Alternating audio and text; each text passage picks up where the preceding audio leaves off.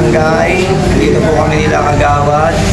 Sa lahat po ng mga naka-bedridden po ng mga senior natin, ng mga residente sa Barangay 35.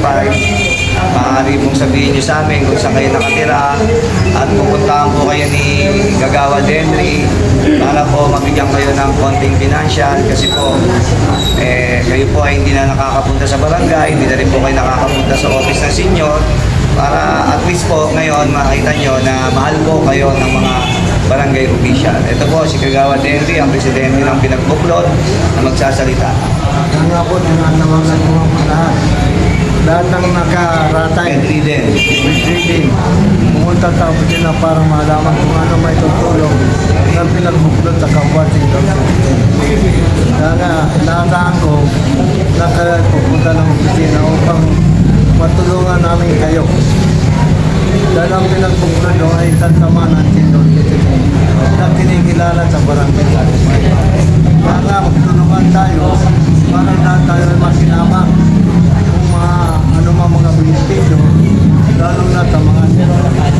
Kaya inaasahan ko na kayo ay pupunta sa opisina para malaman yung detalye kung ano makukuha. Kung paano bibigyan sa mga senior na nagka-bedridden na parang yung makaminot mo na ng pambili ng medicine makatulong po sa inyo lang po.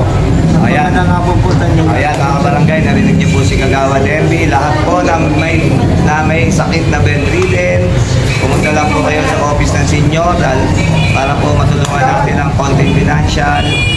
Yan po ay kahit na yung anak o yung manugang o yung asawa, pwede po kayong pumunta. Yan po sa may PISPAL o kaya dito sa barangay para po samahan nyo kami at makita po namin yung mga naka-bedridden. Kaya mga barangay, tulungan nyo po kami. Tulong-tulong po tayo para po sa ikakaayos ng ating barangay. God bless you all po at mabuhay po tayo lahat. Thank you so much. Ilang karagdagan po sabihin nyo sa akin kung nasaan kayo at kayo ay aking pupuntahan.